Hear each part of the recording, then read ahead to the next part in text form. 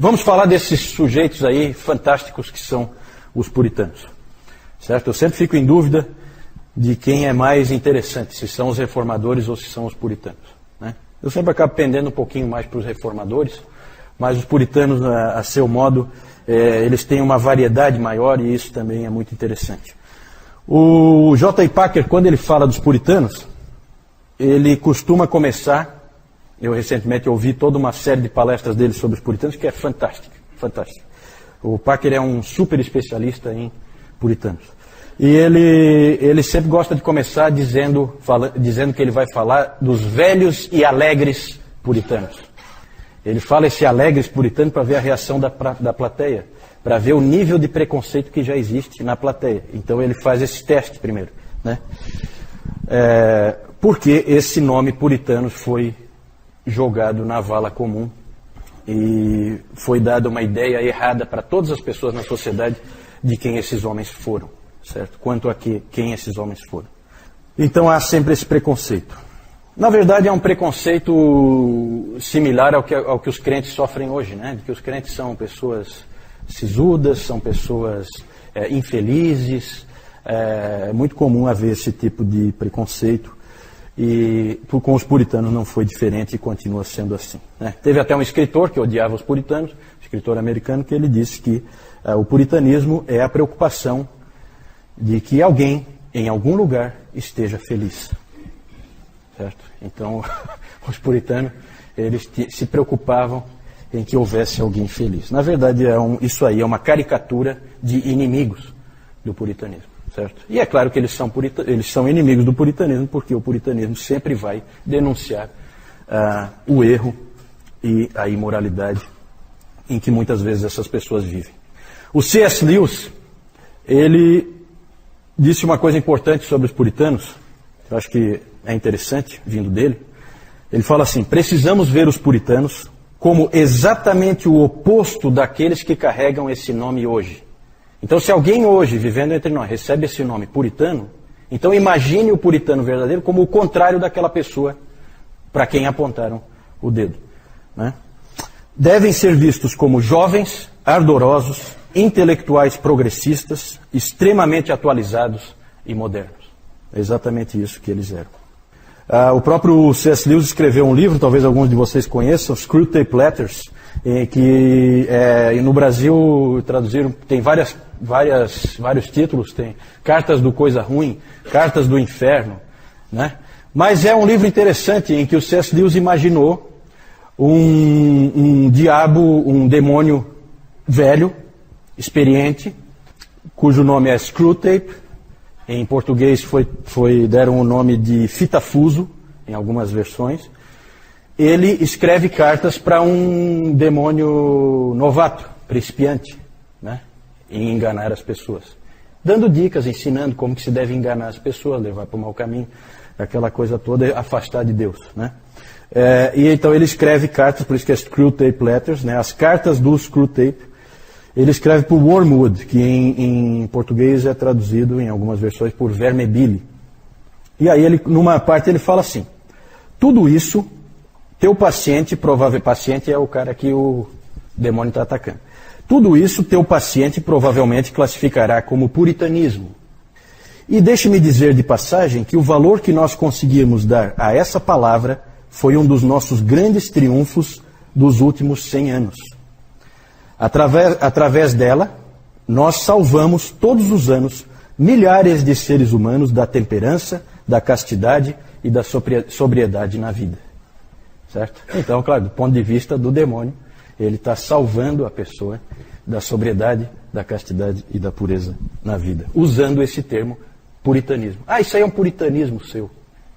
E aí a pessoa vai lá e faz a barbaridade aos olhos de Deus, porque ela classificou com aquela palavra e acha que aquilo ali é uma autorização, né? Porque botou o rótulo de puritanismo, então é uma autorização para fazer qualquer tipo de barbaridade. Então tem essa visão errada. Mas o que é o puritanismo? Na verdade, os puritanos é um movimento, não é um movimento organizado, não é uma igreja. Na verdade, é uma série de pessoas que a gente poderia classificar como um grande movimento.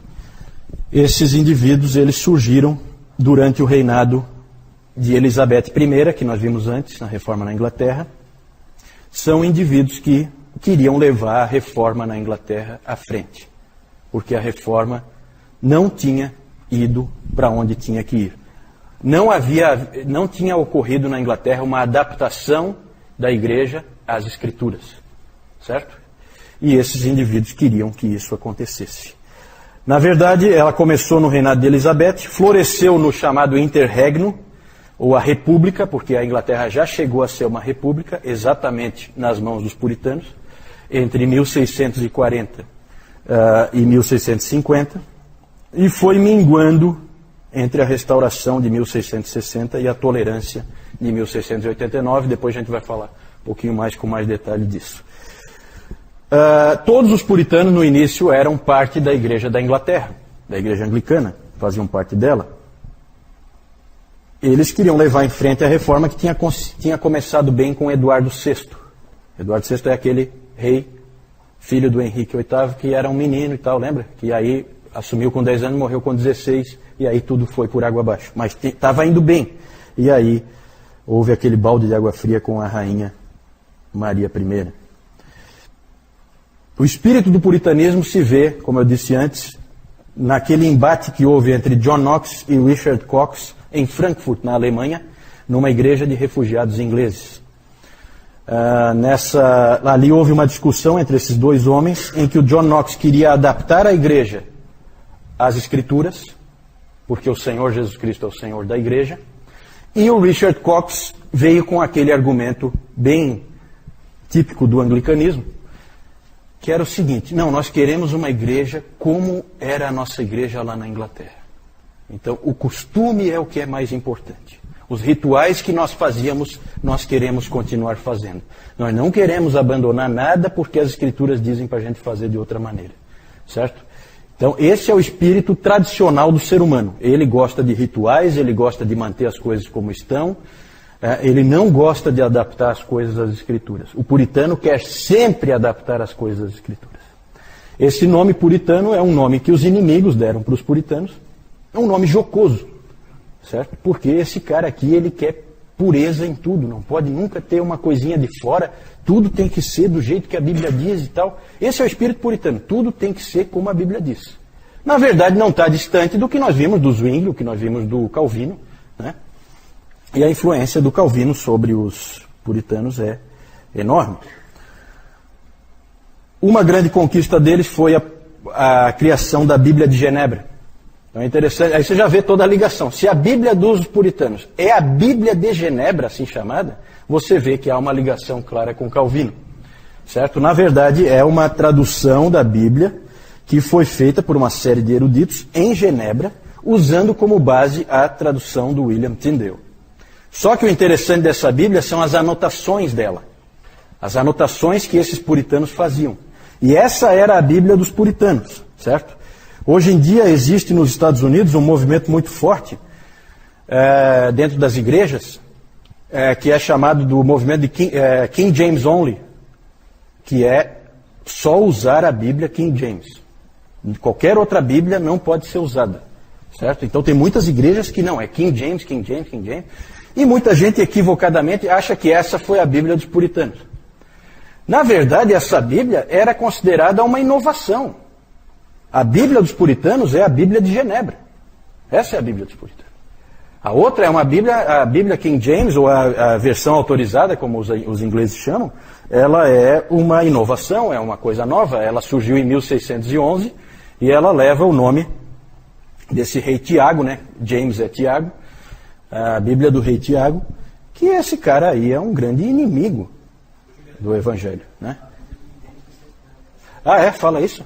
Ah, interessante, interessante. Então você já vem aí, né? Confirma essa coisa assim. A Bíblia de Genebra é a verdadeira Bíblia que os puritanos usavam e que eles gostavam, né? A King James não é bem assim. As pessoas fazem, elas se confundem. Tem muita gente que acha que a King James era a Bíblia dos puritanos. Não é bem assim. Os puritanos tiveram uma grande decepção com a rainha Elizabeth, porque eles esperavam que, como ela era protestante, a reforma continuasse. Para eles, ela só varreu a sujeira para debaixo do tapete. Não fez nada de concreto, deixou aquela via média, entre catolicismo e protestantismo, sem levar para as escrituras, certo? Ficou aquela coisa muito mais de descolar de Roma do que de efetivamente seguir as escrituras, certo? Muito mais um protestantismo político do que um protestantismo de consciência.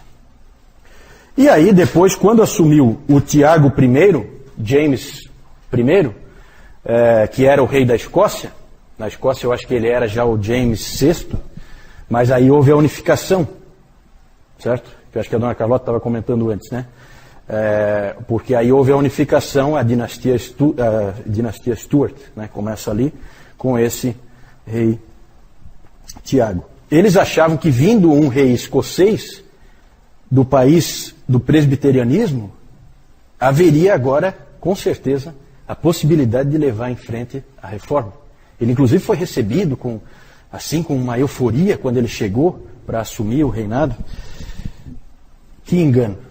O rei Tiago não era nenhum amigo dos protestantes, muito pelo contrário. Ele, na verdade, queria implantar um absolutismo em que ele mandava e ponto final. E ele dizia com muita clareza, ele era o rei, e rei gosta de bispos. Né? Por quê? Bispo eu nomeio, eu vou lá e eu ponho o meu chapa para ficar lá sendo o bispo. Certo? Isso é controle político. Para quem quer ser um senhor absoluto, é importante. Depois, com Carlos I, aí o desânimo foi total.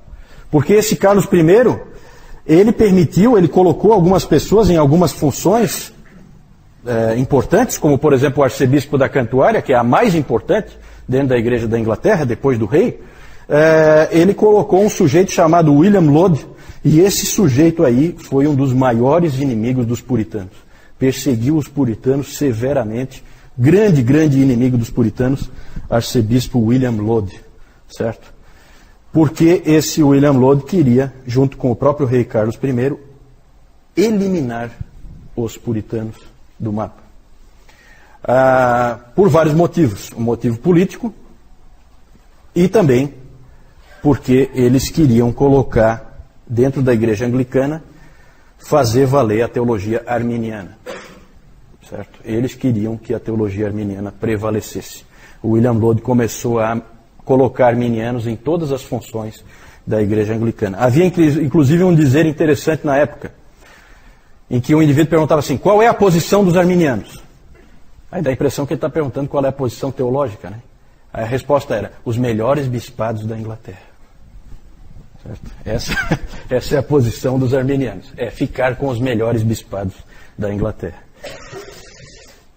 Com todo esse quadro desesperador, tanto em termos de política eclesiástica como em termos de teologia,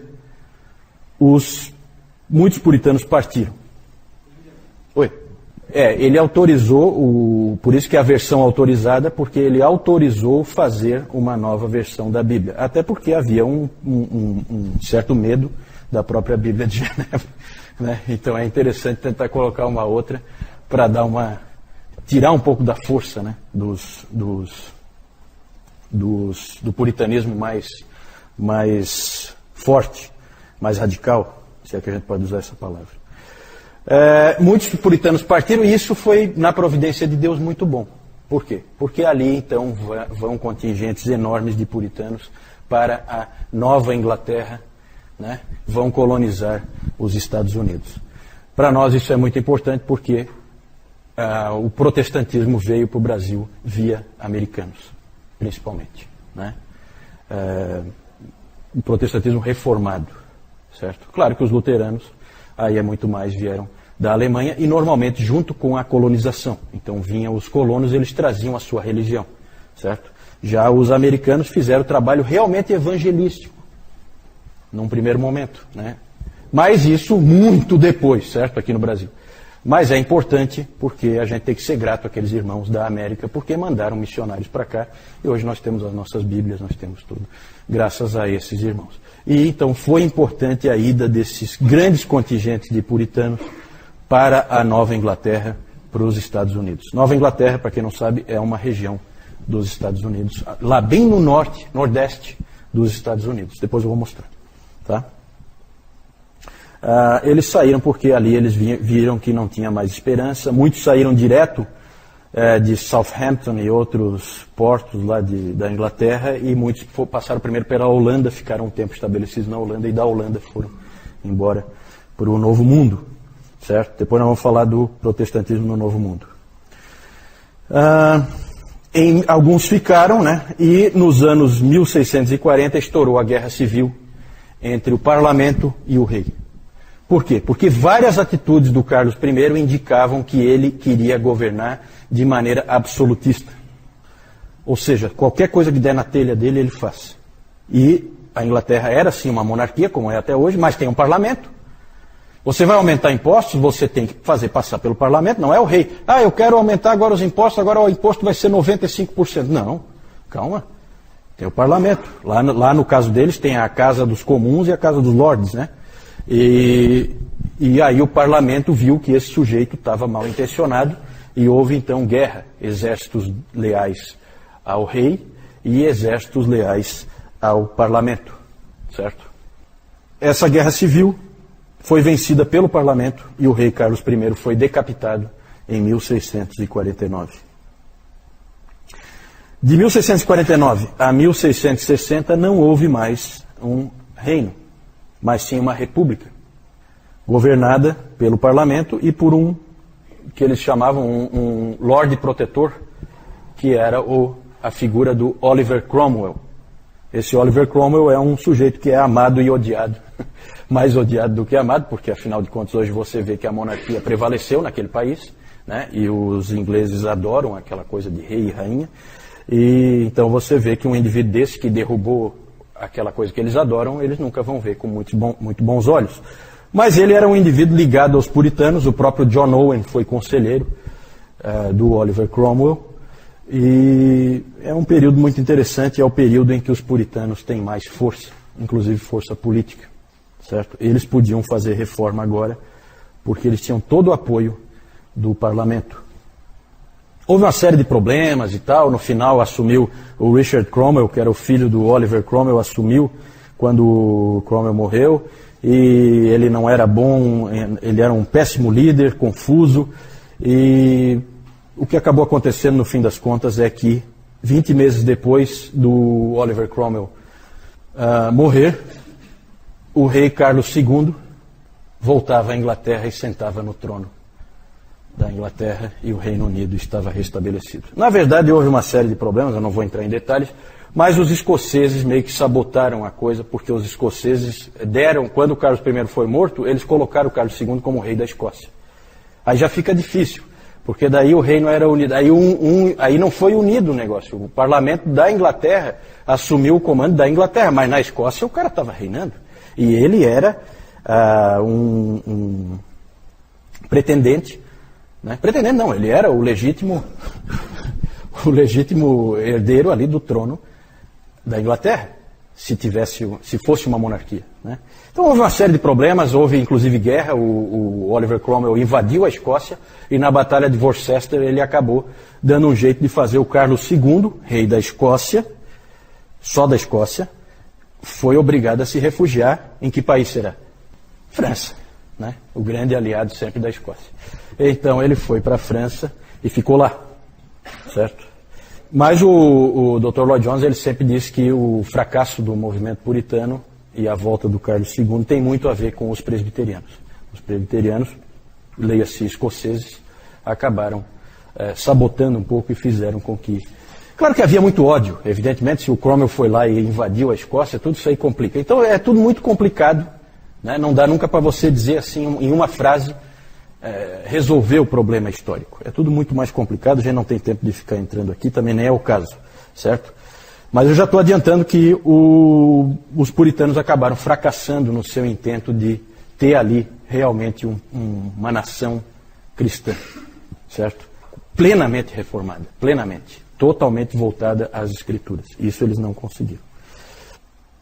Em 1658 houve a restauração, então, da monarquia, e aí vem o declínio dos puritanos. Vamos falar, eu quero só citar alguns nomes, eu não tenho como ir muito longe, pode passar aí. Alguns grandes nomes aí entre os puritanos, os nomes são muitos, nós não temos tempo de falar todos. Tem o John Milton. John Milton era um poeta, ele escreveu livros importantes, como O Paraíso Perdido, e o Paraíso Recuperado. E desse John Milton se dizia o seguinte, um dos biógrafos dele diz o seguinte, que ele é o último homem da história da humanidade a ler todos os livros publicados. Todos os livros que havia publicado, ele tinha lido. É uma coisa pretensiosa, mas considerando que a imprensa tinha sido inventada há relativamente pouco tempo e tal, então não chega a ser impossível, né? Mas é realmente uma coisa impressionante.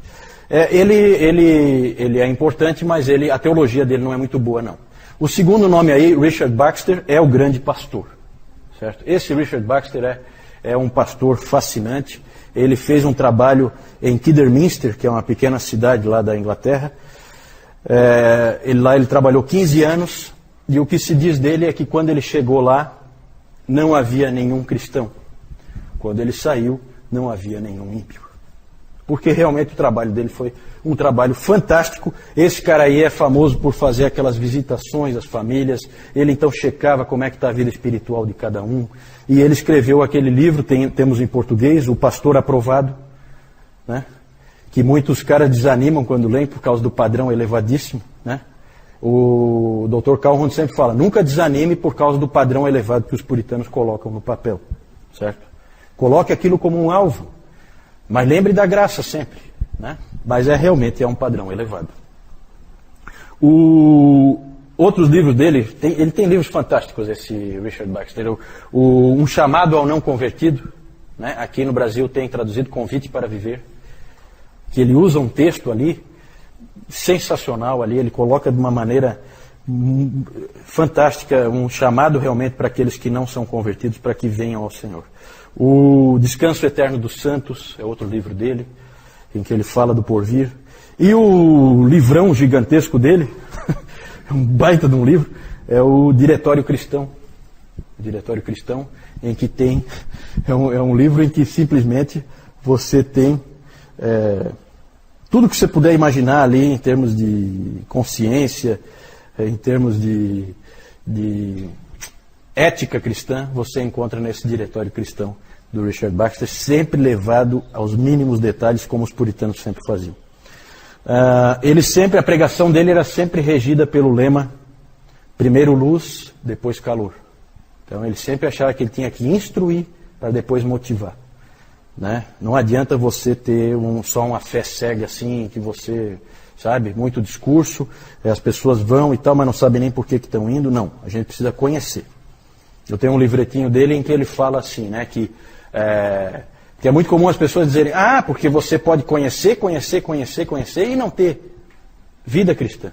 Aí ele respondia, mas sem conhecer eu já sei que você não tem. Então ele colocava a coisa com muita clareza. Assim. É um sujeito realmente importantíssimo esse Richard Baxter. Não é o melhor teólogo, ele é o melhor não, mas ele é um dos grandes pastores. Né? O melhor teólogo é esse próximo aí, John Owen, certo? O príncipe dos teólogos puritanos. É o Calvino da Inglaterra. Né? Esse John Owen foi sem dúvida o grande teólogo dos puritanos. Ele é autor daquele livro A Morte da Morte na Morte de Cristo e de muitos outros livros. Ele escreveu também a Declaração de Savoy. A Declaração de Savoy é uma adaptação da Confissão de Fé de Westminster para atender às igrejas congregacionais, porque a Confissão de Fé de Westminster acabou saindo, por força da influência interna lá, acabou saindo presbiteriana. Mas tinha várias pessoas ali dentro que não eram presbiterianas e, portanto, elas se viam no direito de tomar para si também, como aconteceu, depois nós vamos falar disso, né? Mas a Confissão de Fé Batista de 1689 é quase igual, só que ela tira o presbiterianismo. Por quê? Porque os batistas nem tiveram assento na Assembleia, certo? Mas os congregacionais tiveram, só que eles foram voto vencido. Então, né, o John Owen foi o responsável por adaptar ao pensamento congregacional. É interessante porque a Banner of Truth Trust, editora inglesa, ela publicou recentemente uma coletânea de textos de John Owen. Essa coletânea tem 16 volumes. É enorme.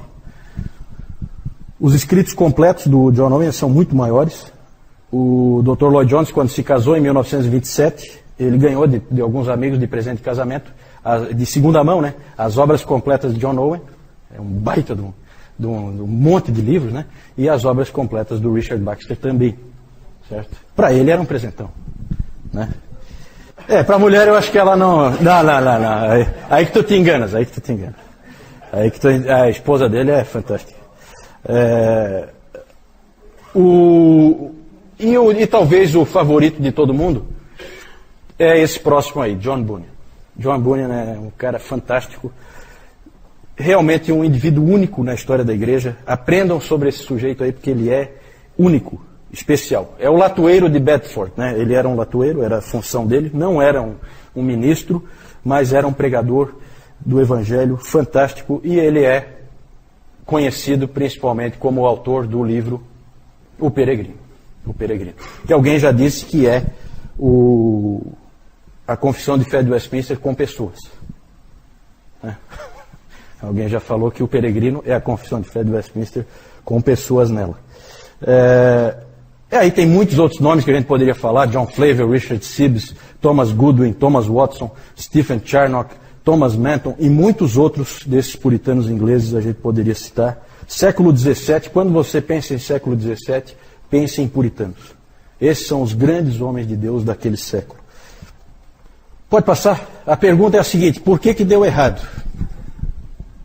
Por quê? Bom, um dos motivos... Eu já falei dessa história de trazerem de volta o rei, isso aí não ajudou nada. Trazer de volta o Carlos II foi uma péssima ideia. Até porque ele, quando chegou, ele proclamou o ato de uniformidade, certo? Que aí vem a força, a mão pesada, certo? O ato de uniformidade que obrigava todas as igrejas a terem um culto igual, determinado pelo rei como que ia ser, certo? Então tinha que usar o livro de oração comum. É anglicanismo, obrigatório, em todas as igrejas. É o ato de uniformidade. Muitos puritanos, o que vocês podem imaginar desses caras? Conscientes como eles eram, o que eles fizeram? Bateram o pé. Contra a nossa consciência nós não vamos agir nunca. Nós não vamos levar um culto que não é de acordo com as Escrituras. Não importa quem mandou, se foi o rei, se não interessa, não quero saber. Nada mais, nada menos que cerca de 2 mil pastores puritanos simplesmente disseram não para o rei e foram expulsos então da sua função, do seu ganha-pão. Passaram momentos difíceis porque mantiveram-se firmes na palavra de Deus. É a chamada Grande Ejeção de 1662. 2 mil pastores deixaram seus púlpitos. E muitos foram perseguidos, como o nosso querido John Bunyan. Perseguido, preso. Foi na prisão de Bedford que ele escreveu O Peregrino. John Bunyan, nós temos que ter um carinho especial por John Bunyan, porque, dentre outras coisas, além de ser essa pessoa fantástica que ele foi, grande pregador do Evangelho, ele era batista. É o batista famoso mais antigo que existe, é John Bunyan. Certo? Tem outros nomes, evidentemente. A Igreja Batista não começou com ele, mas ele era um batista. Agora vejam como é o espírito de John Bunyan. E o próprio Lloyd Jones, aqui no livro, ele tem uma palestra em que ele fala sobre John Bunyan. E aí não é à toa que ele fala John Bunyan e a unidade da igreja. Certo? Por causa do espírito desse homem. Você lê O Peregrino, você não sabe de que denominação é o autor. Você não faz a menor ideia. Você sabe que é um puritano, isso você percebe. Mas de que denominação ele é, você não percebe. Porque ele não era um indivíduo aferrado nessa pobreza denominacional, que o levou a dar errado, certo? Principalmente por causa da mentalidade de muitos grupos, a mentalidade do tipo tudo ou nada. O Lloyd Jones aborda isso várias vezes, em várias palestras dele ele fala sobre isso, o erro que foi. Várias vezes os puritanos deveriam ter cedido e não cederam.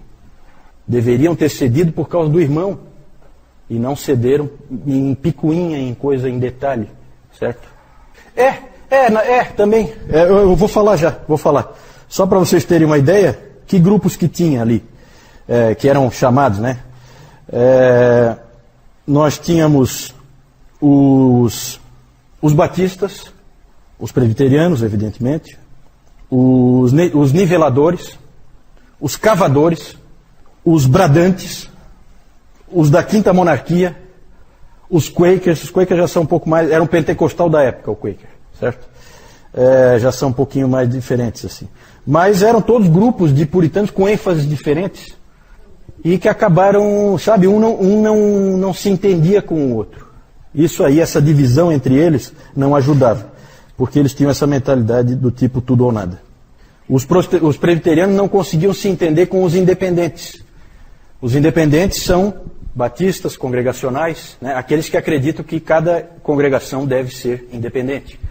E os presbiterianos não concordavam com isso, porque eles pegavam aquele modelo da Escócia. Então um não entendia o outro, um não aceitava o que o outro dizia, e aí levava a divisão entre eles, em vez deles poderem andar juntos. Isso foi um erro. O Dr. Lloyd Jones sempre lamenta isso bastante e diz que eles deveriam ter cedido por diversas vezes. Outro aspecto que eu coloquei ali, é a excessiva mistura entre religião e política. Os puritanos, eles sempre se envolveram com a sociedade. Eles são do tipo, eles vêm com aquela mesma ideia do Calvino, né? Lembra lá da classificação de Niebuhr, que nós vimos já há vários domingos atrás? A posição de Cristo e cultura, como é que fica? Eles são do tipo Cristo transformador da cultura. Então são indivíduos que se envolvem na cultura, que assumem posições dentro da sociedade, não se isolam, eles se misturam, eles são profissionais ali dentro, são funcionários públicos, às vezes em funções importantes, influentes, e então são indivíduos que não ficam à parte. Só que eles foram longe demais, né? Foram longe demais, exageraram na dose. Esse é um aspecto que foi ruim. O próprio John Owen disse que considerações e intrigas políticas minaram o movimento puritano. O Dr. Lloyd Jones sempre disse que nós temos que aprender com o que ocorreu entre 1640 e 1662. A batalha do Senhor deve ser com armas espirituais. As palavras dele, do Lloyd Jones. Algumas características bem rápidas. Podíamos falar, há alguns anos atrás eu fiz um estudo com um grupo só sobre os puritanos. Um monte de estudos que nós fizemos sobre os puritanos. Podíamos ficar aqui o resto da vida só falando deles, características deles. Não temos de maneira nenhuma o tempo para isso. Fica o desafio, depois eu vou falar ali de alguns livros para vocês lerem. Mas a gente poderia dizer que algumas características deles que saltam aos olhos é a completude, no sentido de que eles são completos em tudo aquilo que eles abordam. Tudo vai ao mínimo detalhe, tudo é completo, tudo é checado. Eles são muito criteriosos em tudo que eles abordam, em todos os assuntos que eles tratam, tanto em teologia como em vida cristã. Sempre tudo é completo. O Diretório Cristão do Richard Baxter é um exemplo. É um exemplo. Ali ele se propôs, naquele livro, ele se propôs a tratar de casos de consciência. Né? O que são casos de consciência? Assim, uma determinada coisa que está acontecendo na sua vida, uma decisão que você tem que tomar e que você não sabe que caminho é o mais certo para escolher. Ele vai tratar disso aí em detalhe. Os vários tipos de situação que podem ocorrer são chamados casos de consciência. Lá ele também vai abordar como deve-se usar o conhecimento, como deve-se usar a fé, como progredir na vida cristã, como avançar na vida cristã, como vencer cada uma das tentações, como mortificar e vencer cada um dos pecados, tudo detalhado, tudo detalhado. É enorme o livro. Eu acho que não, em português não. Eu acho que para traduzir, talvez alguma versão resumida. Né? Geralmente quando você compra alguma coisa dos puritanos é resumido, porque os indivíduos escreviam muito, muito. Tá? Todos os livros deles são enormes. E também a linguagem difícil, então normalmente alguém vai e resume. E já é muito útil o próprio resumo. Segundo, a adoração bíblica. Eles são os grandes aplicadores do princípio regulador do culto. Nós cultuamos a Deus do jeito que Ele mandou a gente fazer. Esse era o pensamento deles. A gente já viu isso em Zwinglio, já viu isso em Calvino, mas eles levaram ao máximo que se pode levar. São os grandes aplicadores desse princípio. A maioria das pessoas gosta de uma adoração bonita. E os anglicanos especialmente, eles gostavam de uma adoração bíblica. É diferente. Eles removeram as vestimentas, removeram todas as imagens, removeram as cruzes, removeram tudo que eles puderam, eliminaram os dias santos, eliminaram as festas religiosas, até a Páscoa e o Natal eles eliminaram tudo. Tudo que não tinha base escriturística, eles tiraram. Para eles era fundamental. O princípio regulador do culto, ele é interessante, mas ele é difícil de aplicar. Tem que ter peito e coragem. Eles tiveram. A graça, todos eles eram calvinistas, certo? Então, a salvação vem de Deus. Eles sempre viam assim, e eles sempre deixaram claro que não é o pecador que salva a si mesmo, Deus é que salva o pecador. A lei, eles são os grandes mestres na questão da santificação. Terceiro uso da lei. Grandes mestres nessa parte de como viver a vida cristã, sabiam ensinar isso como poucos. Por vezes chegavam a soar meio legalistas. Às vezes um ou outro pode ter escorregado aí, certo? Sempre esse é um perigo para as igrejas reformadas. Por causa da ênfase no terceiro uso da lei, elas têm um risco de cair no legalismo, de cair num exagero, né? Colocar a santificação quase como a